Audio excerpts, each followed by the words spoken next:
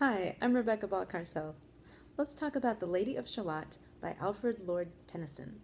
This poem has 4 sections, and this is section 1. On either side the river lie long fields of barley and of rye, that clothe the wold and meet the sky, and through the field the road runs by, to many-towered Camelot. And up and down the people go, gazing where the lilies blow, round an island there below, the island of Shalott. And we have some wonderful rhythm here and rhyme, lie, rye, sky, by. Then we have Camelot, Shalott, people go, lilies blow, they're below. It's a wonderfully regular and interesting poem from that perspective, but let's just look at what each line means. On either side the river, okay, well, we've got a river, and on one side we have fields, and on the other side we have more fields. Fields of grain. Barley and rye are grains. And these fields clothe the wold. That means that the ripe grain is standing up on the fields, and it looks like a blanket or clothing over top of the land. And through the field, the road runs by. All right, so we have a road, and this road leads to Camelot, the fabled mythical city of King Arthur and his Knights of the Round Table. So that's where we are. This is the equivalent of in a movie when you get that panoramic shot that shows the whole city, maybe down below, or an entire river valley. And that's what Tennyson gives us here. The fields, the river, the road, all setting the scene and telling us that we're near Camelot. Now people go up and down, it says, so they walk along this road, gazing where the lilies blow. Okay, now they're gazing from the road over to some new place where there are lilies blooming, blossoming, round an island there below, the island of Shalott. So there's an island inside the river. So out in the middle of the river is an island, and there's lilies growing there, a white flower usually associated with innocence and sometimes Easter, that is resurrection, purity. And so these flowers are growing on that island. Now let's go to stanza 2. Willows whiten, aspens quiver, little breezes dusk and shiver through the wave that runs forever by the island in the river, flowing down to Camelot. I'm stopping halfway just to mention that willows and aspen are trees. They're slender, delicate trees too. They have narrow trunks, and in particular the willows have bending branches that come down. And we see there are breezes that dusk and shiver. That's a creative way to phrase it. And a wave that runs forever by the island in the river. So the water, makes a wave as it parts around the island, flowing down to Camelot. So the river runs down to Camelot, just as the road runs down to Camelot. 4 gray walls and 4 gray towers overlook a space of flowers, and the silent isle embowers the Lady of Shalott. All right, so we're meeting the lady for the first time. But what does it say? 4 gray walls and 4 gray towers. This is a little castle that's on that island in the middle of the river. This castle is either square or rectangular because it has its 4 walls.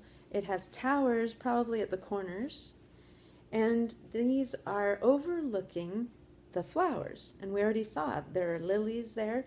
So outside the castle walls we have flowers, and it says that the whole island embowers the Lady of Shalott.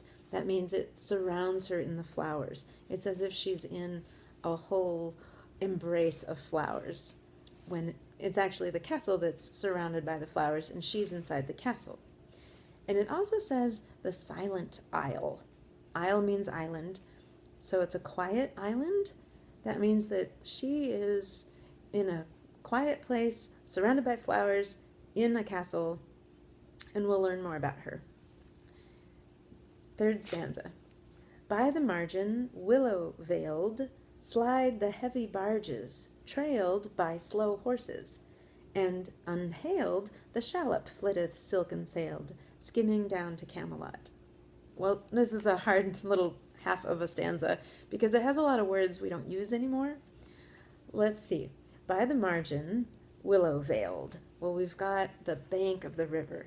It's veiled with those hanging down branches of the willow tree. So they hang down like a veil. And near there, that riverbank, slide the heavy barges. So these are wagons or sledges pulled by horses. It says trailed by slow horses.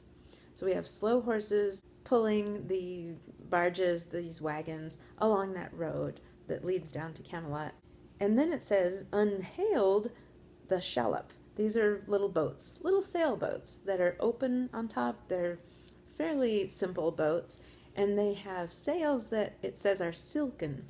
So silken sailed, they skim along to Camelot. And skim makes it sound like it's easy going, like they sail along happily. It's a fairly light-hearted word to use. So now we know that the shallop flitteth silken sailed. So the little boats go skimming down to Camelot. But who hath seen her wave her hand, or at the casement seen her stand? Or is she known in all the land, the Lady of Shalott? Well, the answer is no, she is not known in all the land, and no one has seen her wave her hand. And at the casement have they seen her stand? That means the window sill or the window frame. Has anyone seen her at the window? No. She's a bit of a mystery, this Lady of Shalott. Only reapers reaping early, in among the bearded barley, hear a song that echoes cheerly from the river winding clearly down to towered Camelot. Okay, so someone has heard her. They have heard a song, and it's being sung by the lady in the castle. So it says only reapers, meaning the harvesters, the people out harvesting this grain, the wheat and the barley, the rye rather, and the barley. So they're out there with those curved bladed tools to cut down the sheaves of barley and wheat, and they're collecting them in sheaves. So only they, when they're reaping very early in the morning, hear a song that echoes cheerily.